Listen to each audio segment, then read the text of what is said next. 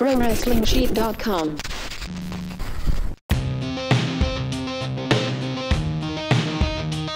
Welcome, everybody, to this week's episode of Collider Body Slam SmackDown Live Recap. I'm wearing the honorary blue for SmackDown Live. I'm so excited to talk about this. I got a blue jacket on. Is that? No, that's a black jacket, son. No, it's blue, I think. Blue? In what? What?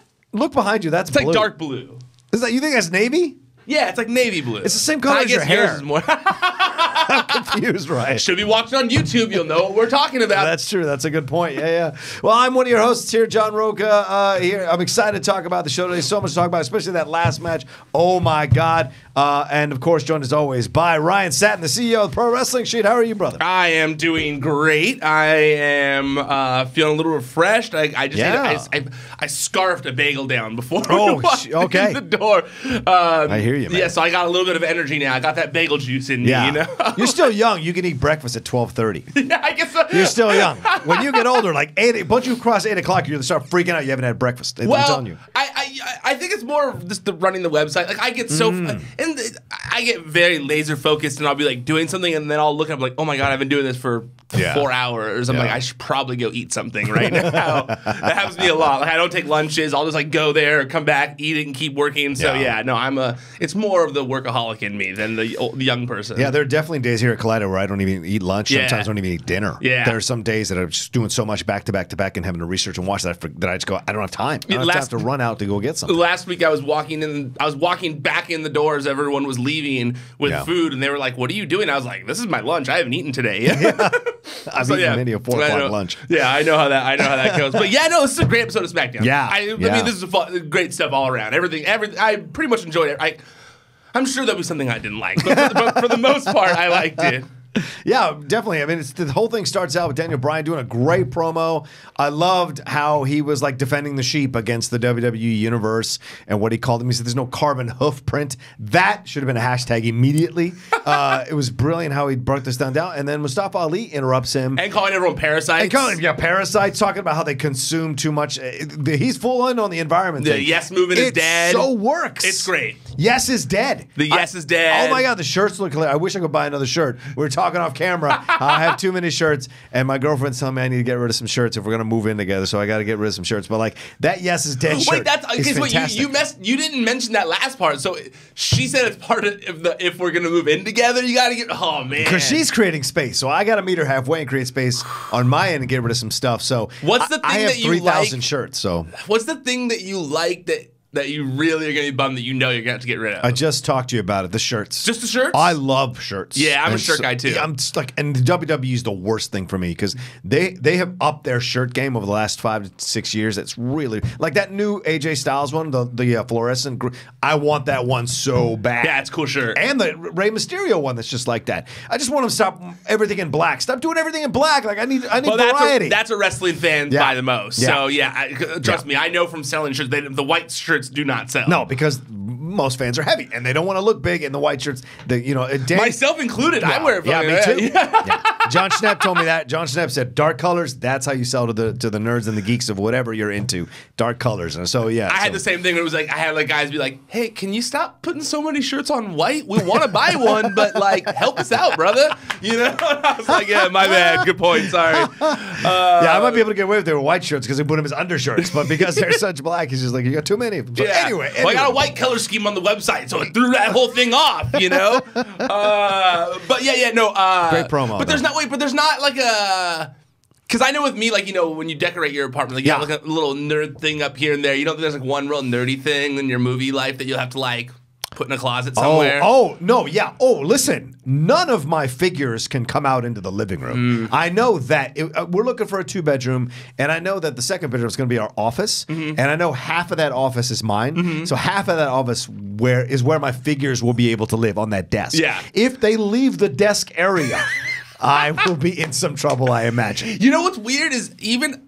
She respects it, but she doesn't want it in the main areas. I'm a very lucky man with my girlfriend, and it was me who got rid of the figures out of our living room. Like, because we live together, and I have a desk in the living room. We only have a 1-bedroom. So I have like an area of the living room that's like my office. And finally, after like 3 years of living in the same place, the other day I was like, I think I want like adult things up. Like I think I want to take my figures off my desk. It was a real big step, although they're still here. I was like, I have another desk to put them on that wasn't in my home. So it was a little bit different. So I got lucky in that aspect. And my girlfriend was like, I even said to her, I was like, I'm gonna take them down. She's like, are you sure? Like, I'm not making you take down your toys. Oh, wow, that's really great. It was nice. I was like surprised. I was like, no, I'm offering to take down the toys. I don't want you to think I'm making you take down your toys. That's big of her, like man. That. Yeah, no. Good. Erica's a good woman. Erica's a great woman. She is, but she also wants to dump you for getting blocked by David Borean. So I don't know. Boreanaz, however you say his damn name. Angel was blocked your ass. So it's crazy. I have no idea why David Boreanaz blocked me. I haven't said. I looked. I searched on Twitter. Have I ever said anything about David Boreanaz? I don't remember writing one story about him when I was at TMZ, but I saw he was kind of like getting into it with one of the guys from Barstool Sports because I saw the guy from Barstool Sports responding to him, and I clicked on it, and I'm like, why am I blocked by David Boreanaz? Yeah. What was I involved in? But some people just block. Maybe he's a Vince Russo guy. Oh no! No, I don't think so. How's that possible? Who knows? He's a big Stephen Amell fan. All right, well, let's get into this promo here. This is really, like we just said, really fun promo. No. And then Mustafa Ali came in and interrupted, which was a little 205 live action coming in. The slap heard round the world. Lordy almighty. 2 slaps to the face, talking about SUA. Here's the crazy thing. Ryan is the crazy thing. And I love this. You said earlier, it's stayed in my head, there are no heels and faces really anymore concretely. Daniel Bryan has some logic to his anger. And I'm totally. I feel like cheering for Killmonger a little bit, like I'm cheering for Daniel Bryan. When he said that to Mustafa, I was like, yeah, man, you're like $125. What are you doing driving a big old SUV that's 17 miles to the gallon, son? Get rid of it. Get into a Prius or something. That's what I drive. Save money. Well, I understand Mustafa Ali driving an SUV, but I did die during that part when he said that, like, you SUV, and then he slapped Mustafa Ali in the face. It should not have made me laugh as much as it did, but Daniel Bryan just straight up slapping a dude in the face for driving an SUV has to be a contender for one of the best heel moments of the year. Absolutely. And then, like you said, you're like, well, is he really a heel for wanting someone to die? He's trying to get us to do better about the environment. That's not a negative. It's funny because I have complained about it, but I'm starting to embrace it a little more. Oh, I am, definitely. And Daniel Bryan doing that, man, I loved it. I loved it so much when he slapped Mustafa Ali. What do you think about the randomness of throwing a 205 Live guy in there in the opening? Oh, it's interesting. I was reading some of the reviews. They compared it to when Triple H fought that Japanese guy in 2000, and he was giving him some kind of like attention for it. What's the name of the guy? Taka Michinoku. Okay. He fought him there in 2000. It was kind of a fun clash of styles. Okay. I think this is great because, look, 205 Live is trying to survive however they can. Daniel Bryan is probably a big fan of these cruiserweight guys trying to get over. He was part of the Cruiserweight Classic. Exactly, considering he was part of that, and then how he came through with NXT with the Nexus and everything like that. He probably is a big fan of this situation. So why not? Mustafa Ali, give him a little love, have a good match with him, put him over. But I think it served a purpose, though, to make him even more of a heel with Daniel Bryan, but it also highlights 205 Live. So to me, I didn't mind it. It was kind of out of the blue, but I'm like, oh, sure. It's SmackDown. They try new things on SmackDown all the time. And so I'm open to it. Yeah, because Jamie texted me while watching the show, like, did I miss something? Like, what's happening? Like, is there a feud going on? Like, what did I miss? And I was like, no, it's just like they're just, getting into it. But like, I do think all parties gained out of it. Mm-hmm. Everyone benefited out of it. I think that one of the things that I liked was, even though Daniel Bryan is beating up a 205 Live guy, he also put that 205 Live guy over in the same moment, Big time. Like when Mustafa Ali came out and did the like cliche, like, I'm so-and-so, and like started to say who, and Daniel Bryan like stopped him and was like, hey man, I know who you are. I'm Daniel Bryan. I'm wrestler's wrestler. Obviously, I know who all you guys are. I was the announcer for the Cruiserweight Classic. I know who all you guys are. Even though Mustafa Ali was like an alternate, I think, in the Cruiserweight Classic, but still, like, he knows, like he knows who all of these guys are. And I thought that was great because he kind of like, he built him up and was like, yeah, I know you, like I know where the place you're coming from right now. Like I was you. That was all great stuff. Like it made, and then, great match. Yeah, really good match. It was a little odd to have such big moments happen in the commercial break. Yeah, what the hell is that all about? A little weird. It was bad timing. It was. I think it was more just bad timing. I really do think it was. Like, because like, correct me if I'm wrong, like the Spanish Fly happened during the commercial break and the Yes Lock thing. There was a lot going on in that commercial break. Usually in the commercial break, when you see it in the little box, it's a headlock. It's like you see one of the guys in a headlock, or someone gets thrown out the ring. Someone gets thrown out of the ring. You know, things like that. It was. I was like, oh man, they. You know, for someone who, you know, let's say they watch on you know, after the fact, you know, they're fast forwarding because they think it's commercial, like they missed a lot during that part, you know. But you know, it still made Mustafa Ali, you know, look like $1 million. Obviously, he shouldn't have beat Daniel Bryan, you know. But yeah, I thought it was great all around. I think that even the post-match beatdown, you're like, damn, Bryan's a dick, you know? Like, and it's but I like that nobody's really like against it because it is good. It's fun to watch. It's a welcome change. You know, we already talked about that last week. How, you know, we're finally giving up on the like bum that Daniel Bryan isn't a face anymore. Right. It's great. I mean, Daniel Bryan is a great part of the show now as his character. He's doing fantastic work as well. I was a little bummed that he had new side plates though. I wanted to see him without the side plates. I like to see him keep going without the side plates, but small little nitpicky thing right there. Yeah, man. Damn it! If I ever win the SmackDown title again, I'm gonna. If I ever, you know, go for the SmackDown title, the tag team titles. Rather, I'm trying to say the tag team titles. If we win the tag team titles next year, I'm gonna put the locks on the side, the plates on the side of the toes title. Yeah, you should put the plates on the side of it. That'd be badass. Yeah, I can't do it on the singles title right now. Chris won't let me touch it. Because that belt was like especially made. But if we win, if the founding fathers, Dan Merle and I win the titles next year for tag team titles, I want to change the plates to put Outlaw and then Dan on the other side. Like two separate plates. One on the side of Outlaw and one is Dan, the greatest of all time. That'd be so awesome. It'd be a blast. Yeah, that would be awesome. Yeah. You know, we posted this video on the site of Mustafa Ali after the match, getting you know, props from other wrestlers in the backstage area, and I'm wondering, I'm hoping. I don't know. I guess. Do you think that the smart decision would be to bring Mustafa Ali to SmackDown now? Yeah, not yet. I don't think so. I think you've introduced him. Look, remember they brought up Nikki Cross, and she didn't go up to the main roster. And I think that's been a mistake. Oh, that's fair. But they brought her in to fight Becky, and they didn't put her in the main roster after the fight. So I get that. Although we haven't seen Sanity at all, have we? Since that? Or the B team. Yeah, we haven't seen either one of those guys. I didn't think how we haven't seen the B team. They're like, they're like missing in action. They're watching Vince McMahon's car right now. No, but we haven't seen Sanity, so I guess in theory, you could say she's been hanging out with them this whole time. I guess. In theory. Yeah. I'm wondering though, like, and this is pure speculation. Is there space for him though? That's the thing. This is pure speculation, I'm wondering, but with Bray like kind of like teasing a new character, did you see that? Where he kind of like teased like, the mask. And I had heard that he might be kind of like undergoing a little bit of a gimmick, not a gimmick, but a change, a little bit of a change, a little bit. Yeah, transformation. I think the comic book image that he used was something about like the family or something, but it was like about killing the family or something. I forget exactly what it was. Okay. I'm wondering if they're going to pair Bray Wyatt up with Sanity. Oh yeah, like a new family, like a new that works like in so many ways, and that's why they've kept him off TV this whole time. Right. Oh, I like that idea. And this is not like any inside info, but I just wondered like.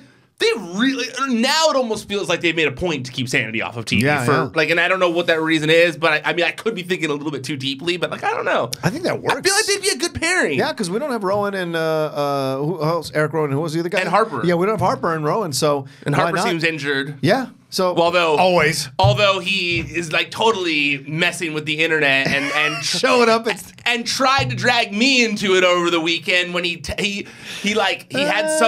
UFC fight, and I don't know if you saw it, but he was at a UFC fight, and someone clearly at his behest posted a picture of him. I think it was that guy from Wrestle Rap, Amelia, but he posted a picture like a selfie kind of status with Luke Harper. And said, like, I think retirement suits Luke Harper well, or something along those lines. And Luke Harper quote tweeted and said, "Don't tell Ryan Satin or Big Dave." So I'm pretty sure he was messing around. But still, I mean, I do think, and think about Bray Wyatt and Nikki Cross. Yeah, that's what I'm saying. Those two together would be like I feel like would be like the dream. Maybe she's Sister Abigail. That all I know they're not going to go there because didn't they already kill Sister Abigail, right? Like they did that whole burning of Sister Abigail storyline. Right. So maybe she's Sister Abigail's daughter. It's my niece, damn it. No, I love the sanity angle with Bray. That would be fantastic. That would be cool. He needs a new family, and maybe this time they don't piss it away and they actually figure out how to do it right. I would like that. Yeah, I'm down with that. Absolutely. And even like, I don't know, like that mask thing looks like one of those kind of like sanity mask kind of things because he has like the Joker kind of like mask to his face. I don't know. Yeah. It works. I think too much sometimes when I'm on the internet. It's a positive thing. Nikki Cross and Eric Young with Bray Wyatt. Sweet Jesus Christ! Right? That sounds like that sounds like money right there, dude. Especially with Killian Dane and the other guy. Like, man, that's, I like it a lot. It's destruction all around. Well, speaking of destruction all around, there was a battle rap on SmackDown between the Usos. Was that right and after the this? bar. Yeah. God, yeah. It was Usos in the bar. They did their whole thing. While the New Day watched on and judged, wearing their best bow ties and suits and everything like that. This was so funny and weird and fun, and it totally worked. Why? Because Sheamus and Cesaro totally dialed into it, tried to do something fun, and it actually came up with a really funny way to rap using Vanilla Ice. Of course, two pasty white guys using Vanilla Ice is just brilliant. Of course. But their red jumpsuits, I'm not going to lie to you, that Adidas red jacket is pretty sweet. And so to see them doing that with the old Kango hats and the, not the Kango, what do they like the bucket hat? Yeah, is that what they're called, right? Yeah, with the gold chains, everything. And then hilarious. I like how Sheamus had it cut out like Scotty 2 Hottie, so he kind of looked like new school Scotty 2 Hottie with the hat on. I love it. Yeah, I love me too. And yeah, furthermore to what you said, were those Kango hats? Sheamus was wearing Kango. Cesaro was wearing Sheamus had the bucket hat. Because he had it cut open. No, he did. Yeah, you're right. Yeah, they both had Kangos. They were just different versions of them. Yes. No, I not only did I like it because Sheamus and Cesaro, they went all in on it. Yeah, and they they played it up how nerdy, dorky white dudes rapping are. I liked that New Day could be dressed in basically Dumb and Dumber outfits and be funny the whole time, but then at the end, when they had to turn it on and be intimidating, I loved that they were able to be intimidating while wearing Dumb and Dumber outfits. Yeah. Like that cracked me up because you were like, oh, I wouldn't want to mess with those guys. Right when they turned at the end before they all started fighting. Yeah. And also, similar to John Cena back in the day where he had those promos where he would freestyle or whatever, the Usos shine so brightly when they're allowed to do these rap kind of promos. Yeah. That shit was fly. That shit was dope. When they were going to they were spitting all. Now obviously it's not like a freestyle. I'm sure most of that was written. Whatever. Yeah. Still cool. It was totally still badass. The way the cadence in which they spoke, everything about it was really cool. I really, really liked it. And it wasn't old rap. It wasn't old rap style. It was new rap style. Yeah. And I appreciate that. It was like what you see in those battle rap videos of now. Not like the ones from the Eminem era and stuff like that. Right. But it's what you see now, you know? And so, I thought it was really cool. And obviously I'm not sitting there watching rap battle videos, but from what you see on the internet sometimes. About it. But even when they mentioned his injury and the way they were all able to work all those things in there, I was like, man, they are good. They are the Usos are good. Yeah, very good. Yeah. I even felt man, Jay, I've always felt like Jimmy, and I've said it on here a bunch of times, that Jimmy was the strong, that I felt could have singles potential. But I was watching this going man, Jay too. Jay's they're both so talented. They're both have so much charisma. I really, really, and I hate to say this, but I would love to see them split up in the next Superstar shakeup and each given their own singles run somewhere. Well, I think they're going to win the title, so maybe that can't happen anytime soon. Probably. Probably. But this is just me personally speaking. I would love to see them both get a singles opportunity. I think they're both great wrestlers. Do you think they'll win at TLC? Do you think it's time, or do you think the Bar need to have it for a little bit longer? Because the Bar just won it. I think the Bar should keep it for a little bit. I think the Bar should keep it. Okay, and then build up the Usos, and then the Usos take it. Yeah, like at WrestleMania or some shit. And then let them have the TLC match that everyone's bummed they're not having this weekend. Yeah. Put that on WrestleMania because there's not usually a ladder match anymore at WrestleMania. Yeah. We don't get the Money in the Bank at WrestleMania anymore, which I think is a mistake. I used to love that Money in the Bank match was at WrestleMania, but I also understand there's multiple brands that makes it its own show. Right. Whatever. But I think one of the things that's missing sometimes is when there's not a ladder match at WrestleMania, I'm a little bummed. So I agree with that. I would like them to if they're not going to do it this weekend, to build towards it now so that they can do it at WrestleMania because that would be awesome. Yeah, agreed. Also, did you see Vanilla Ice chimed in on it? No. Yeah. I posted it right before we started. He said, I'll pull it up. He said something along the lines of like, "This is so bad, it's awesome. I love it." Like that's basically what he said. I don't really need to like get that verbatim, but you would know. Yeah, I loved it. I was like, oh man, I love Vanilla Ice. He's cool. Cool dude. It broke it down. The whole thing broke down. They all fought each other, and then the bar stood tall at the end there, looking good. So we'll see what happens. Then next we move on to Miz calling out Shane McMahon, having the trophy, doing that whole thing with him, and then eventually he got the Vegas Bros to come down and beat up on Shane to force Shane to fight back. I don't know how I feel about this, to be honest with you. It feels like a bit of a waste of Miz, but I'm always a fan of Shane McMahon getting TV time. I love Shane McMahon. I just want to know where it's going. Yeah. Like, and obviously they're not going to be like, here's where it's going, now we're going to continue to tie. That's not how television works. But, like, I don't understand. I can't picture where this is leading towards that's going to be an enjoyable ending, an enjoyable outcome. Yep. Like I was racking my brain watching, like, where is this gonna lead? Yeah. Like, Shane snapping and beating up Miz? Yeah. Who cares? Right. Like, I don't. Do you? I mean, no, would you care about that? Really? I think Shane will eventually give in. That's what I think. Oh, you think? Yeah. I think it's going to come to he's going to give in, and him and Miz are now going to tag team in some way, or this leads to a match between the two for that trophy. But like, okay. Because they're giving him something to do. Because Miz right now can't be involved in the Daniel Bryan thing just yet because AJ Styles has to get out of the way. Yeah. Once that finishes up, then Miz can slide in. But I feel, okay, and I agree with you. Yeah. Do you think that this is, because I feel like everyone is foreseeing a Miz face turn. Oh, yeah. It's on the table. I don't know how this facilitates getting there, because I think you're right. Mm-hmm. I think that Daniel Bryan is focused on AJ Styles right now. They have to finish playing that out. AJ Styles was a champion for a year. Like they have to let it play. It would be stupid if you leave money on the table and just, oh, he beat him, move on. Yeah. You know? So I think like while they're doing that, they want to turn face. They want to turn Miz a little more face. Yeah. But I don't understand how they let's say they start teaming together. Yeah. Like, will Miz be able to turn face out of that? No, yes, possibly, because Shane is a face to a degree because people like Shane. He's not a heel. He did slide in and win the trophy and everything like that. So you think they'd be like a face team? Uh-huh. A face team. Okay. That's so it'd be less of like a heel turn for Shane and more of a face turn for Miz, that Shane is accepting Miz as the best in the world, basically. Yeah, but we already have too many face teams. Yeah, with the Usos and the New Day. Yeah, I don't think we need that. No, and the Bar is a heel. Yeah, they're heels. But they're very much like loved by the fans. They're jokey, and right? Exactly. So they play along with the stuff, and so I don't know if it would work, but I think this is going to lead to if it leads to Miz becoming face. The reason it works is because Miz is being goofy and being so needy and wanting this situation to work so badly that fans will start to get behind him a little bit because he's kind of the underdog, and that's what fans love. And I think this is the way to kind of smooth the tracks for him to get to that spot. But I agree with you, Ryan. I don't know where this is going. Yeah, because it doesn't feel logical. Yeah, I guess that's more. I get the point, the pieces that you're putting together there. I think the logical thing is where I'm most having difficulty with it. And it's funny. The Jimmy Jacobs, who's a former WWE creative team member, now works at Impact.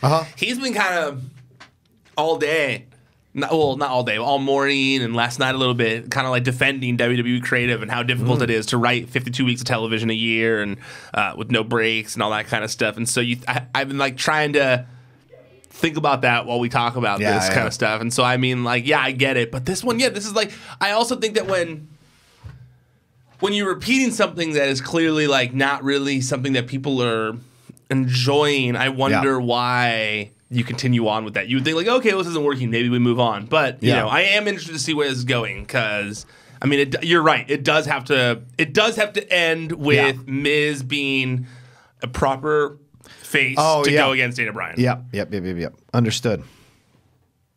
All right, let's move on. The Randy Orton promo with Rey Mysterio. Did you like this Randy Orton promo? Did you think it was good? And then with Rey coming in and attacking him and stuff like that? Yeah, I kind of did, actually. I think that feuding with Rey Mysterio has kind of refreshed Randy Orton a little bit. Yeah. only because it's been so long since Rey Mysterio had been there. So it's like you feel like you're getting something that you haven't seen a million times with Randy Orton. So I do like it in that regard. I think that they're blending well together.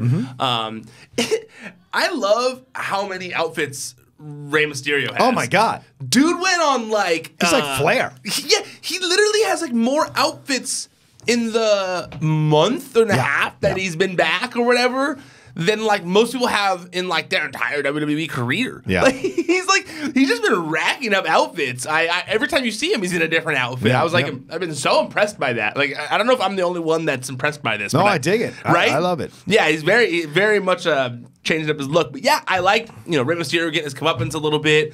I'm actually looking forward to the match. Yeah, now I am thoroughly because I think both these guys understand the opportunity they have here, and you can tell it radiates in the promo, it radiates in their interactions in the ring that they know what they're leading up to. There's going to be a fun match between the both of them, and there's a level of respect between them as well, which you can tell by the way they're doing this. Yes, and so they're looking forward to going at each other and putting on a great show. Well, I don't think it's often that Randy Orton is in the ring with people anymore that he looks to as his veteran. Yeah, that's fair. I don't think that he ever really is not ever, but it's not often that he's put in that scenario anymore. And Rey Mysterio is obviously a veteran to him, so I'm sure he wants to make sure that he, and he obviously always does, but I think that he is doing his best to kind of make sure that he is bringing 110% to it, and it shows. It really, really has been showing. He looks like he cares more. Like he seems more interested in this than he seems usually. Yeah. So it makes it for fun television. Yeah, he's bringing more of what he can do to the ring in the promos, and it's great to see from Randy. Because when Randy gets... And Randy's been slowly building back in. Remember, like months ago, when he started doing this heel turn, we weren't 100% behind it, but piece by piece, step by step, he's just quietly done his thing with the time that he has. Has it always worked? No, but he's kept going, and now he's found a good partner in Ray to see to see if this works, how much of a promo... how much of a campaign they can do together. We'll see how many matches they get out of this, but I'm looking forward to this one. Yeah, and I also think that it's a nice warm up. I've seen the rumors that he might be going against AJ Styles at WrestleMania, and I had said the same thing to you that it seemed like something that could be a possibility because they haven't really interacted a lot. Right. I do think that, like we kind of said, when the Miz feud ends, he needs to be positioned in a way where he can go against Daniel Bryan as the opposite to where they're both not heels, basically. You know, we already got new heel Daniel Bryan. We need a new face Miz. I do think that Randy Orton, by the end of this Rey Mysterio feud, needs to be in a place where him going against AJ Styles would be an interesting thing that people want to see so that they could go possibly do that at WrestleMania. And I think that Rey Mysterio will get him in that position so that you're like, oh, I want to look what he did with Rey Mysterio. Yeah. Well, AJ can move just like Rey Mysterio, if not better, because he's younger and whatever. So I think that this will help kind of get him into a position where you're like, oh yeah, now I want to see that. Yeah, that makes sense because AJ's going to need something to do once he's done with the Daniel Bryan program, and he's going to go into some situation. It's got to be this. Yeah. Right. Absolutely. I mean, I think it makes sense. You got to do something. You got to do something with AJ Styles at WrestleMania, and it's like he's been champion for a year. If he's just not on the show, it'd be kind of shitty. Yeah. So I think Randy Orton's like a good dancing partner for him at WrestleMania. Agreed. Randy Orton is always crisp in the ring. You might not be interested in him. You might be bored when he talks. Sometimes you might not fully love Randy Orton, but you cannot ever say that he's not crisp in the ring. Nope. Like the dude is crisp. Yeah. Thoroughly agree. Yeah. I liked it. Crisp. Like an EDM track, crispy. All right, Jeff Hardy and Rusev took on Samoa Joe and Shinsuke Nakamura. This was a good, decent match. Not much to write home about. Good back and forth, all of them. And in the end, Rusev gets the win here. So it's Rusev Day for one day there. He gets the win. But overall, I also think it's... are they burying? This seems to feel more like they're burying Shinsuke and Joe all over again, and it's super frustrating because in the end, if this is what happens, I'm not gonna be happy about it in the long run because you're just wasting two incredible talents in Shinsuke and Joe. And I get Hardy's had his time, man. Yeah. I know you're a big fan of Jeff. I mean, it's time. I think that I think that Joe should be getting a spotlight right now. To be honest with you, this whole kind of match, when I was watching it, I was just thinking to myself, these, minus Jeff, because Jeff's a legend. Jeff's had his time in the sun. Jeff's, been there, done that. But when I was watching this match, I was thinking, like, man, it's crazy that, like, the rest of these guys are just kind of, like, floating. Yeah. It's like they're kind of just, like... And Joe has been getting has been getting a big push. Yeah. But I was just thinking to myself, I watched this, like, man, these guys should really be like world champions. Like, these guys are really good. Like Samoa Joe, Rusev, Nakamura. Like, I think it's crazy that those guys are not multiple time world champions. When I was watching the match, I was thinking to myself, like, man, the fact that Rusev is kind of just like an afterthought in this match is crazy. Rusev is like so over. Yep. Rusev is like buff. He's got a beautiful wife, like, who's his manager. He is a great wrestler, great character. Like, he's literally the full package. Yeah. If you had taken Rusev and placed him in 1987, he would be a legend, you know? So, like, I look at it and I'm like, wow, I was just watching the match. And it was hard for me to focus on anything but that while I was watching the match. Same with Joe. I was like, man, you take Joe? I mean, Joe is just like... But also it speaks to how impressive the roster is right now. Yeah. Like, I mean, that's how many talented people are on the roster, that guys that are that talented are getting overlooked. Yeah. You know? It doesn't help that Brock's champion and never there, you know, because there's not another world title for another guy to get an opportunity with. But yeah, I just that was my main thing while I was watching the match. I was just thinking, like, man, I wish all of these guys had better things going on. Yeah. You know, and I also think, like, who took the pin in this match? Was it Nakamura or was it Joe? Do you remember? I think it was he did the matcha kick at Joe. Yeah. Joe. Yeah. Yeah. I would like to see Joe winning more. Yeah. I would like to see Joe winning more, but at the same time, like, not everyone can win, I guess. You know, I mean, heels have to lose, so you can't be too mad about it. It's true. It's true. But I mean, I wonder what they're gonna do with the United States title going for. Like. It's really, like, boring right now. They need something to kind of, like, Shinsuke doesn't have a feud. No. That's why it's boring. He's kind of, like, just losing to random people sometimes, kind of, like, just thrown out there. There's not really that much done with, like, the Knock America thing. Yeah. Like, they really almost feels like they felt bad that, like, they made him lose to AJ for 6 months. And so they, like, gave him the United States title as consolation. Well, what's the point of it? It has no prestige to it at all. Yeah. You're not able to get into an awesome program with the guy who's going to go back and forth with you, and it just hasn't materialized. It should be the workhorse title, similar to, like, the Intercontinental title, where, like, that's, like, the one that's, like, you know, that's defended on television all the time. That's like, you know, the main event of shows and stuff like that, where it's like impressive matches that you wouldn't necessarily get to see in a full feud form. That's what I would like to see out of the United States title, but I'm down with that. I'd love to see that too. Yeah. Well, something else I'd love to see: Charlotte Flair versus Asuka. This was a good match. It was not WrestleMania level because it's SmackDown, but it was a damn good match. However, I am so fucking mad with how they ended this. Stop burying Becky's push to put other people over. Stop it. You put Asuka, you had her beat everybody up with the kendo stick. Great moment. But then you diminished what Becky can do. This is what they did with NWO. They didn't do this with Stone Cold. Stone Cold was able to beat everybody up, do what he was able to do, get the best of people. You're pissing this away with Becky now because it wasn't in your fucking plans, and now you see this happening. You let Charlotte take her act, and yes, she can't wrestle, but you let Charlotte take her act because she's injured right now, and now you put Asuka in this position to get over on both Charlotte and Becky, and that's bullshit. I just hated the ending. Now, the match itself, fantastic. Two top female wrestlers, period, regardless of gender, at the top of their game, going back and forth. Great spots, great back and forth. Her counter when Charlotte tried that spear, incredible. The double knee, I don't think I've seen that before. Really great stuff all around. I also like the moonsault. Yeah, the moonsault. Yeah, that was cool. It was like moonsault, reversal into like a submission, but then that got reversed. That was cool the way they did that. It's great all around, but I just hated it. Anyway, no, I liked it. I like your tangent. I like when I see. I like you don't get that past. You're not that angry that often, so I like seeing your passion there. No, I get it totally. You know, they're killing her.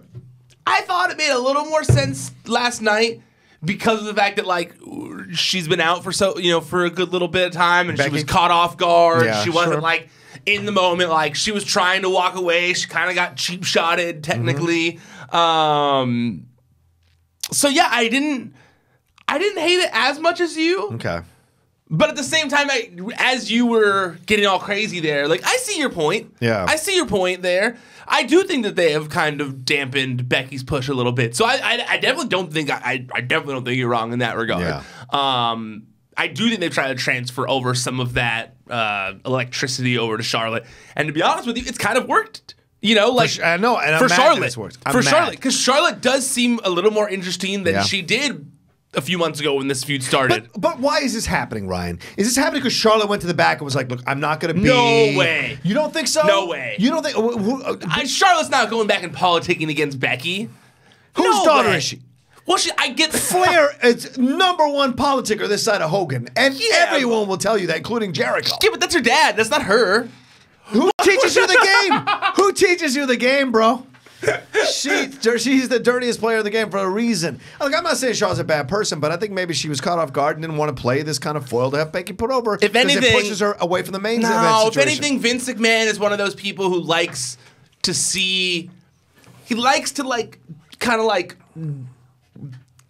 drive people to be like competitive against each other. You know, he's one of those leaders. You know, he's one of those. Yeah, he's one of those leaders. Yeah. You know, and I see it more of that way of like, hey, Becky's getting more over than you. Yeah. I'm probably gonna have to go that way. And it's like a shit. Like, you know, and so like I'm sure that drives her, you know? Like I don't see it as a situation where she went back in politics like, hey, I thought the focus was on me. I don't see that in any way, shape, or form. But I understand your frustration. Yeah. So I was watching thinking the same thing. I had been watching thinking the same thing too of like in my opinion, they're not giving her spots to destroy people or do something evil or whatever. In my opinion, they should have stripped her. They should have stripped Becky of the title and kept her off TV while she was talking all that shit on social media, talking about being in doctor jail. All that would have been so much better for long-term potential because when she finally came back, it was going to be like, oh shit, Becky just came and destroyed these girls. Right. Like, wants her title back. Like, she's the man. Yeah. Instead, they've made her look like a person who sits on the sidelines. Yeah. They've made her look like, they don't want to say that she's not cleared. Well, it seems she's cleared now based on being attacked on SmackDown last night. Although she was mainly hitting the back, not like anything near the head or anything like that, which I noticed that. But still, I think it would have been more beneficial and more in line with why people were cheering for her to have further taken things away from her as opposed to be like, hey, we have to utilize Becky on TV because she's the most popular thing in wrestling right now. Like, no, there's social media. Like, you don't have to, like, the Young Bucks are one of the most popular things in wrestling and they're not on everyone's TVs every week. I mean, Ring of Honor is on TV, but like, they're not on the main focus show every week, So like, I think that they were underestimating like the reason why people were kind of cheering for her. That's a great point. You take away her belt. Maybe you put Charlotte in cahoots with somebody in the back there who's high up. Maybe Paige. Then you have Paige, kind of a heel GM with Charlotte, and then you have Becky now having to fight her way back, and that would be fantastic. I mean, everyone would have cheered for that. Instead, you've got her like getting beaten up by Asuka at the end of the show, and I feel like. If she's the man, she shouldn't be getting beat up by Asuka at the end of the show. Well, it's similar. She should be one step ahead of Asuka. It's similar to how I feel about Ronda Rousey, where I go like Ronda Rousey should be squashing people because she's Ronda Rousey. Right. Same thing with Becky Lynch. Like if you want Becky Lynch to be the top person in the company, you can't have her get the shit beat out of her with a kendo stick. Yeah. You know? And have Asuka stand over her, not over Charlotte. Yes. That was bullshit. Yeah. It's a bullshit image. And I was mad. I was mad because Becky worked her ass off to be in this position, and it came organically through the fans, right? And the fans decided we will love her because we identify with her struggle. And then the WWE is systematic, and that injury, fuck knife for that injury because it really killed a push from a good wrestler, a smart wrestler, a person who understands social media, who getting a chance to sign. A lot of people don't get that moment, man. They fight for that moment, and the moment doesn't come for them. It happens. She got it. She grabbed it, and Nia, with her carelessness, punches her and hurts her, and Nia gets to make a stupid thing out of it. She gets one match with Ronda, and then now you have the creative making her do this and having Asuka beat her up and then stand over her with a kendo stick. It just shows dominance to a submissive, and I think it's terrible. It takes her. If she had stood over Charlotte and looked at Becky and pointed at Becky, I want that belt. That's a different move. Having her stand over Becky, I thought was a way of smashing Becky back down, and that pissed me off. No, I totally understand that. You know what's one thing I didn't notice? Vince, let's have a conversation.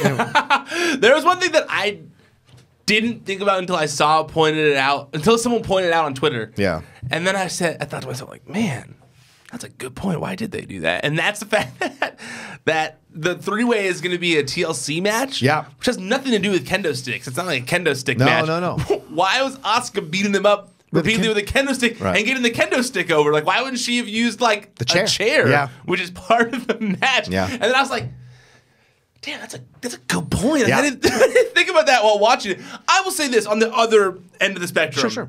Visually, I didn't hate it as much. I did think it was a cool image of watching, like, Asuka play whack-a-mole with Becky and Charlotte, where she's like, just like banging them hard with the stick. You know, I liked it. You know, I thought it was cool. I think that a lot of people, I think Asuka in a lot of people's eyes, because of losses and things like that, she has gone down a peg in terms of importance. Sure. So her going ham on Becky and Charlotte and standing victorious over both of them, I kind of get, because I think that she did need a little extra push to be a little more believable. Yeah. But at the same token, like, I do worry that I'm wondering where it's gonna, how the TLC match ends, because Asuka needs a title now. Yeah. And I think that, I think they need to take the title off Becky Lynch in order to get back to what they were doing with Becky Lynch, to where she feels like the underdog. Because if she loses the title, people are going to be pissed. Even if it's Asuka, people are going to be pissed, and it'll be a thing, and that will help catapult her back to where she was before the Nia Jax thing. Do you think that they will? Well, I think they will. I do think they will, actually. I do. I think that's I think Asuka wins the title. All right. Well, let's go through that, because that's our SmackDown Live recap. Let's go through the matches TLC coming up this weekend. You have the Mixed Match Challenge final, R-Truth and Carmella. How the hell are they up against Jinder and Alicia in the final? How did this happen, for fuck's sake? Injuries. Yeah. Lots of injuries and sicknesses and all that kind of stuff. I mean, yeah. This is so weird. This season, the second season of the Mixed Match Challenge was just like such a mess. Yeah. It was honestly, like, I barely paid attention to it. Yeah. It was like, it really seemed so, like, just all over the place. They were just trying their best to get through it, it felt like. Well, R-Truth and Carmella, I think, are going to take this thing. It just seems to make the most sense. I don't think give Jinder and Alicia a push. Yeah, I think you're right. Yeah. The dance break thing's been getting over. It's been getting over, and people like R-Truth. The only thing I say that the only difference, the only reason I say the other way is because I feel like the dance break needs to happen earlier in the Royal Rumble. Oh yeah. Okay. If they're both the dance break's going to be in one of those Rumbles. Of course. Probably both of those Rumbles. And I feel like if they're both at number 30. Like, that's weird placement for the dance break, because it's so late in the episode. Because of that, I take it back. I'm going Jinder Mahal and Alicia Fox. Wow. That's what I'm going with. Okay. I'm changing mine.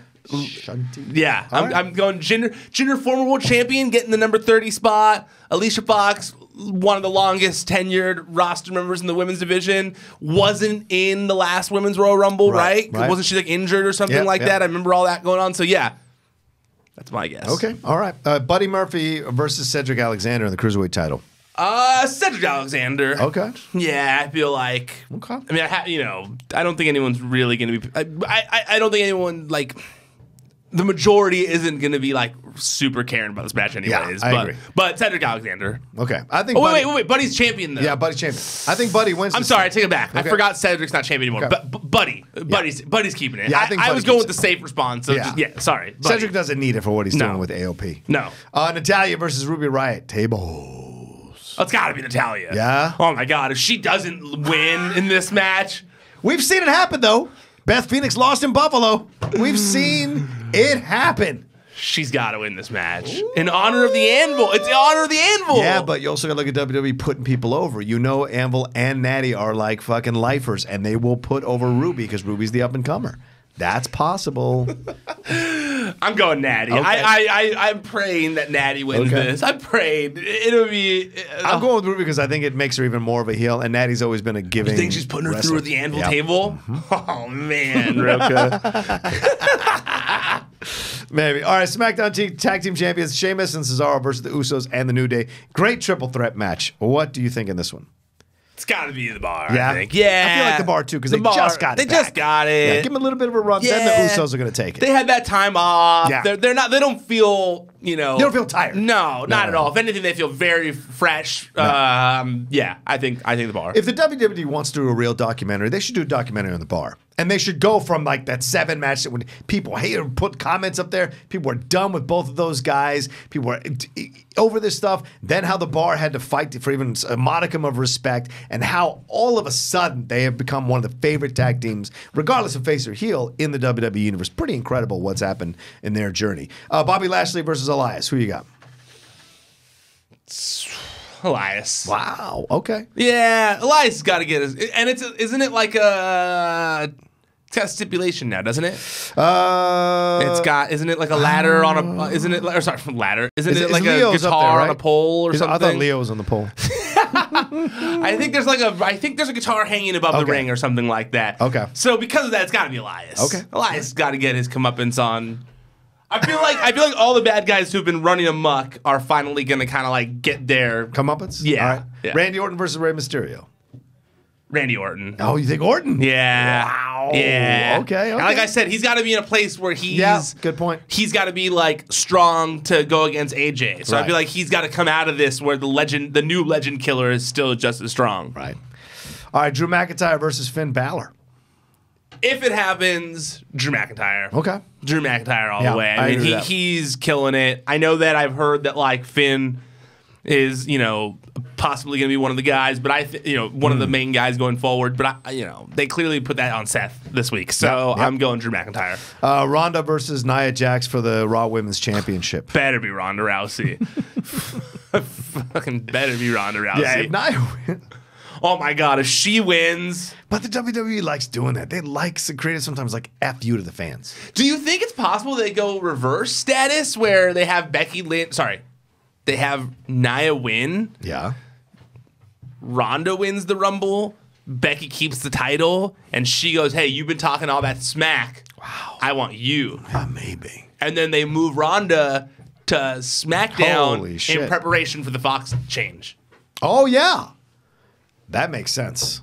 I honestly hadn't thought about that till right now. That makes sense. All right. I like that. But I don't want Nia. So many things need to be. Yeah, I know. I don't want Nia to be the champion, so I'm still going with Ronda Rousey. Don't we have enough Brad promos, for God's sake? I'm still going Ronda Rousey, but Yeah. I wouldn't hate if that happens. I wouldn't hate it either. Okay, fair enough. I just want to see a good match. Can we just see that? Right. Intercontinental Championship between Seth Rollins and Dean Ambrose. I've had all day I've had 24 hours to think about it since yeah. we were talking on the Raw recap. I like the idea of Seth going into WrestleMania as Intercontinental Champion against the Universal Champion. Like, the champion who's never there versus the champion who's always there. Right. I like that idea. It's very Hogan Warrior-esque from back in the day. WrestleMania 6.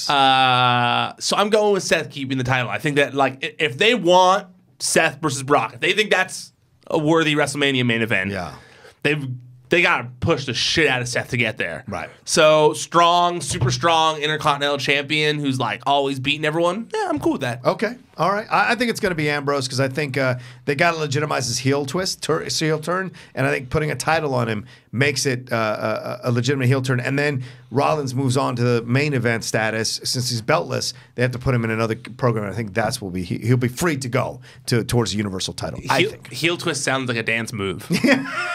He's doing my heel twist. or a submission move. All right, WWE Championship, Daniel Bryan versus AJ Styles. Who you got in this one? It's got to be Daniel Bryan. I think so too. Yeah. It'd be silly to take the title off him at this point. It'll be a great match, though. Yeah. Certainly, yeah. I think so. All right, TLC match. Braun Strowman, for some reason, against Baron Corbin. If this happens. My guess is Braun beats Baron Corbin. Alexa becomes the actual GM. Yeah. Braun goes back. Baron goes back in the wrestling pool. That's my guess. Okay. And then we finally build towards Braun versus Brock. Yeah. At Royal Rumble. Right. That should work out. Right? For the record, I called the Alexa Bliss thing. You did. I suggested it. And ever since then, I've been on board with it. And she's embracing it. Those pictures she's putting on Instagram and on social media of her and the Raw thing. I honestly, if she never wrestles again, I don't think I would mind it. I think she's a fantastic GM. If she's a GM for the next 10 years, it'd be fantastic. I do. I just love her. I think she's great. She's great on the mic. He says that a year in, he'd be like, "Oh, are we gonna always have Alexa Bliss?" 2 years in, I'm like, really? 2 years of Alexa Bliss as GM? You know you'd be like that 10 years. Put her back in the hot pants. Bullshit. 10 years. I wouldn't want any GM for 10 years. Well, this is Brian Cashman, New York Yankee shout out. All right, anyway, last match.